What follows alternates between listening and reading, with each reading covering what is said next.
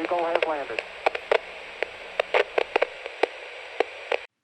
Hey guys, how you doing? And welcome to another episode of Arnold Space Station. As part of today's episode, we're going to go ahead and have a look at how you can connect Salesforce to either Gmail, Outlook Office 365, or Outlook Exchange clients. So a lot of our customers come up to us and say, well, you know what, we prefer working inside our email platform. And the reason for that is you can just go through your emails as a task list. You also have access to your calendar. Well, there is a solution from Salesforce. There are, in fact, two solutions from Salesforce that allow you to work from your email platform.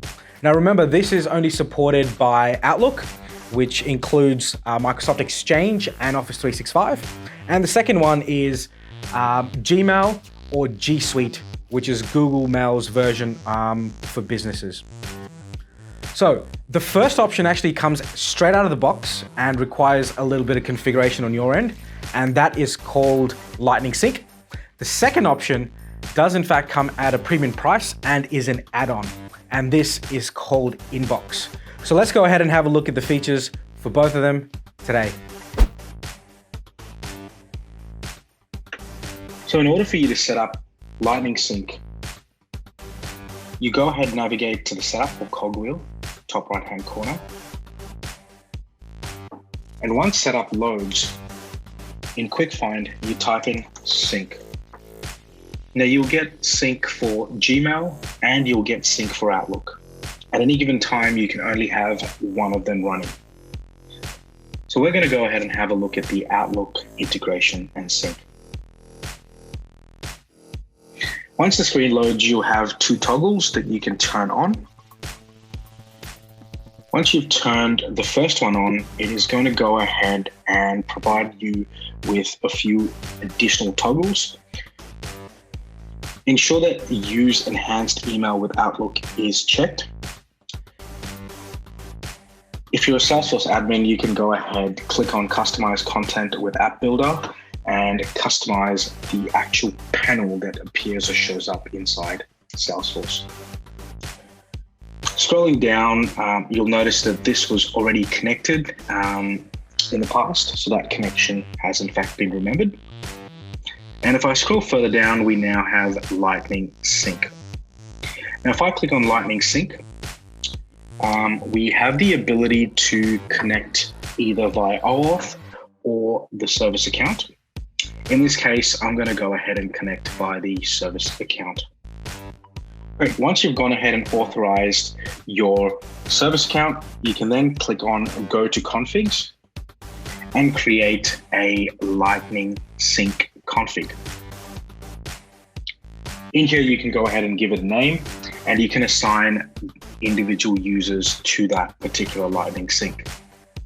You can make it active if required, and you can select the sync direction. Now, in this case, you have the ability to sync both ways.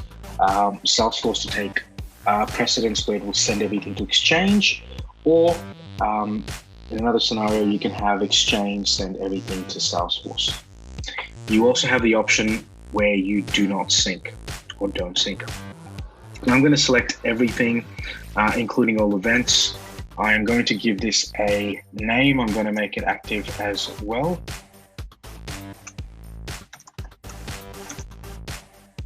I'm going to go ahead and say that.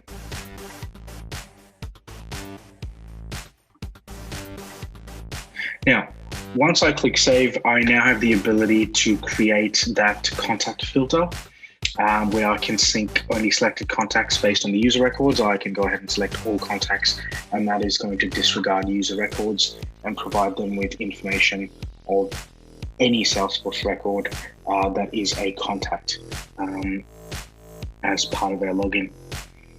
We then go ahead and have the ability to set event filters, so anything greater than today, or we can set up the last 180 days or even the 180 days in the future, which is the next 180 days. We can also allow for private events set up inside Outlook to sync. Once you've configured all of this, you can go ahead and click save. The standard functionality and standard setup and dials that get clicked automatically are always the best to go with and start off with. You can always come in and tweak this particular configuration as required. Now, once you've gone ahead and set up Outlook Sync, you then have the ability to click on Activate and Notify sales reps. And this way you can email to Salesforce, you can activate that, and also put in some enhanced security features. Once you go ahead and click that, it'll give you an email template to go ahead and send out to all users. You can go ahead and skip this step as well. You don't have to send out the email. So I'm going to skip this step.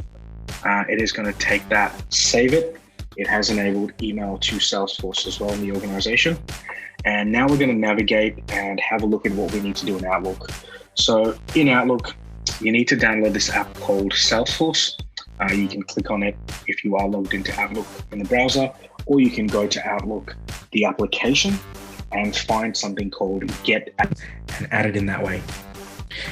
It is also available on Chrome. So on Chrome as an extension, if you just look for Salesforce, that'll give you the native Salesforce app, and it will allow you to create records from there. It will allow you to view opportunities, leads, all that information in there, and you can click on those items as well, and you can go back into Salesforce if required. Now, if I go into Outlook and I just click on New Email, what you'll notice is that loads up on the right-hand side once it's installed, and you can go ahead and log in. So if I click log into Salesforce production, I'll click allow. The fact that I'm already logged into Salesforce, it should redirect me. If it doesn't, again, you can just put in your username and password and log in.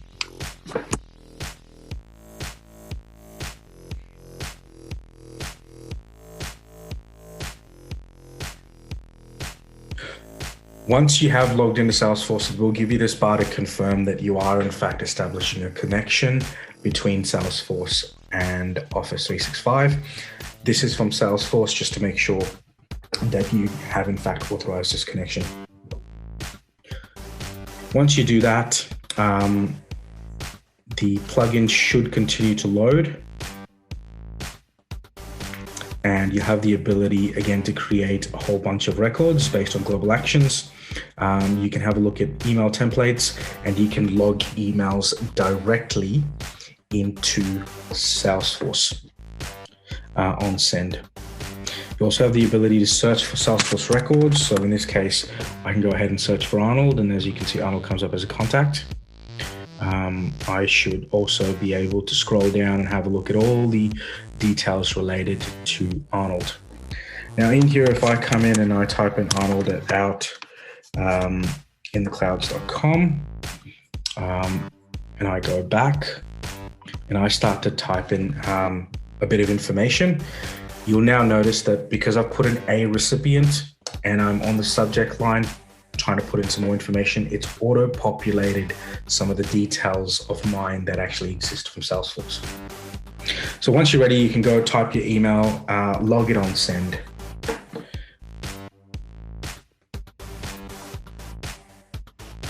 So let's go have a look at how we can set up Salesforce Inbox.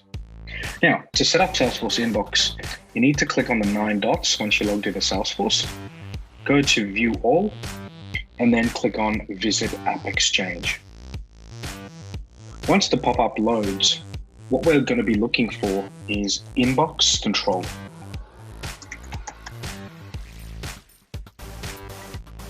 Once you type it in and click Enter, have a look at the first tile that comes up on the left-hand side and click on it.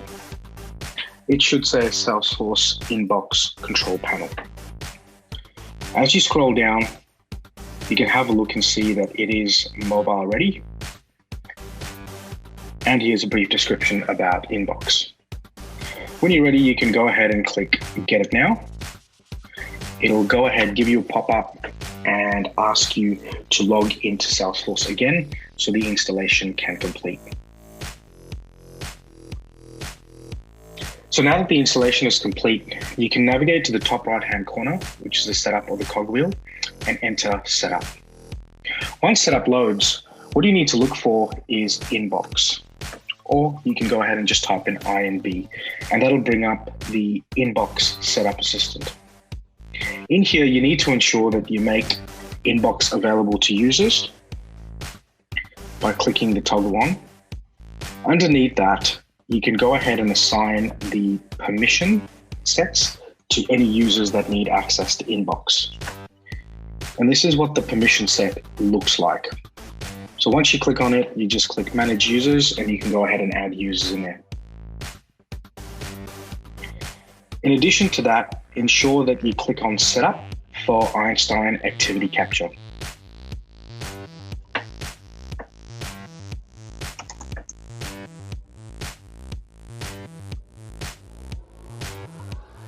Now, once Einstein Activity Capture has gone ahead and loaded, you can click on Get Started, accept the terms and conditions, select your service. In this case, we are going to go ahead and select G Suite. Click Next, give the configuration a name.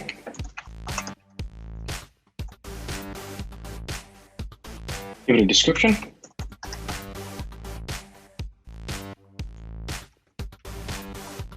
Click Next. And this is where you can go ahead and select those sync settings. So remember now, Inbox is going to go ahead and use Einstein Activity Capture to create the sync between emails, events, and contacts.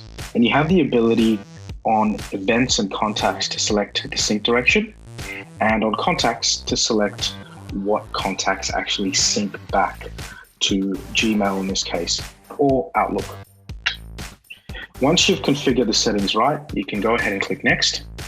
And this is where you can add the users that'll have this additional Einstein Activity Capture permission set. So we're going to go ahead and add both users in this case. Click Next. Now on this last screen, you're going to be prompted to put in your own domain if you like, or any other internal domain, so that way those emails do not go ahead and sync up with Salesforce. You're more than welcome to do that, or you can exclude some email addresses in here as well. There's a bit of a write-up on the right-hand side that you can read, and ensure you click on the examples or hover over them so you get an idea. Once you're ready, you can go ahead and click Next. And finally, you can select whether you want to share this particular activity with everyone in the business or whether it is user specific. So in this case, best practice is to share it with everyone in the business. We find that transparency certainly helps. You can then click Next, and it's going to give you tick boxes on all of them, and you can go ahead and click Finish.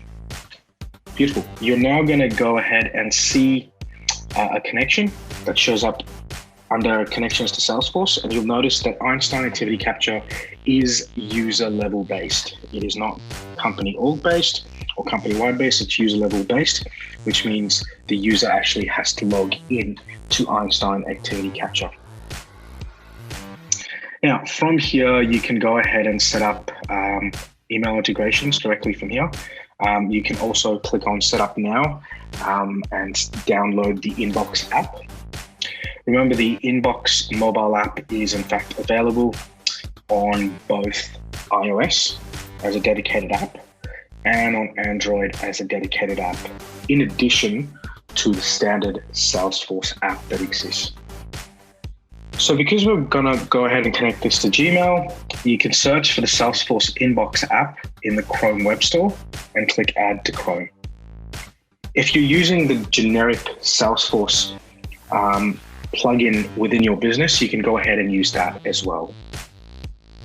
So once you've gone ahead, installed the Chrome application and signed in to both Salesforce and Gmail together, you'll go ahead and get a screen like this. Now, this is going to allow you to do one of a few things. You can create some new records directly from Gmail. You can also go ahead and see the people that are there on emails. And in addition to this, you get some added functionality. So when you try and compose a brand new email, you will now notice that on the left-hand side, you've got an array of features. The first thing is any links that exist in the email, those links get tracked by Salesforce Inbox. You have the ability to automatically create task from the email that's sent in the event no one replies back within a period of time. You can also go ahead and send the email later based on the time frame, a date, and even the time zone. You also have the ability to insert your availability.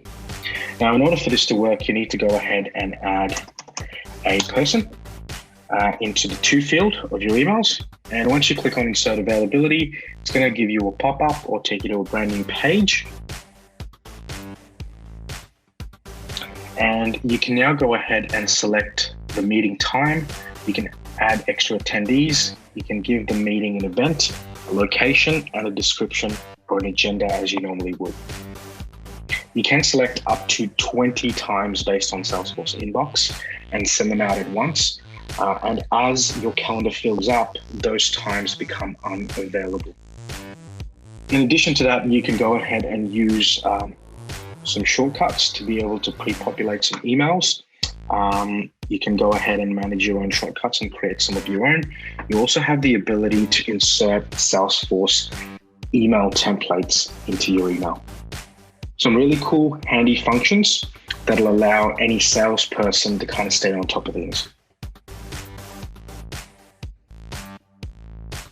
So to compare the two, Lightning Sync and Standard Activity Capture are best used for operational staff, whereas Inbox with Einstein Activity Capture are best used for sales staff. Lightning Sync and Standard Activity Capture can be used with the native Salesforce plugin for both Gmail and Outlook. Inbox, on the other hand, has a dedicated plugin for Gmail and Outlook. And in conjunction with that, they can also be used with the standard Salesforce plugin. Lightning Sync and Standard Activity Capture are only available on desktop, whereas Inbox with Einstein Activity Capture is available on iOS and Androids with dedicated apps that can essentially replace your email and calendar apps on your devices. Lightning Sync and Einstein Activity Capture can be set up company-wide for all Salesforce users, especially now that you get 100 Standard Activity Capture licenses, whereas Inbox will require users to go ahead and log in based on a user auth level. Lightning Sync goes ahead and only captures emails and provides you no insights on those emails, whereas Inbox with Einstein Activity Capture goes ahead and provides you additional insights, like if anyone's clicked on a particular link. When it comes to calendars, both of them can sync calendars both ways. Both of them can sync and create new leads and contacts inside Salesforce. In Lightning Sync, you can only go ahead and track email opens, whereas in Inbox, you can track email opens and also links that have been clicked by the user. In Lightning Sync, you cannot create follow-up tasks, whereas in Inbox and Einstein Activity Capture, you can go ahead and create a follow-up task based on no responses for a period of time. Lightning Sync and Standard Activity Capture at this point in time do not allow you to send emails later, whereas Inbox with Einstein Activity Capture does allow you to send emails at a later date or time. Don't forget, guys, Lightning Sync is going to be discontinued as part of Winter 21 release. So any brand new Salesforce customers jumping on will not have access to Lightning Sync. However, Einstein Activity Capture is going to be there and it is future-proof. So whether you have Inbox or you don't, you can still go ahead and use Einstein Activity Capture alongside Standard Activity Capture. within your organizations. And you can use Einstein activity capture alongside the additional inbox features if you like for sales teams. And you can use a standard activity capture piece just for your operational staff. Hey guys, please don't forget to like, comment, or subscribe to the channel if you like it. Also, please don't forget to go ahead and share this with anyone that you think might benefit from it, especially all those brand new up and coming Salesforce gurus. And as always, you can find some more episodes right here.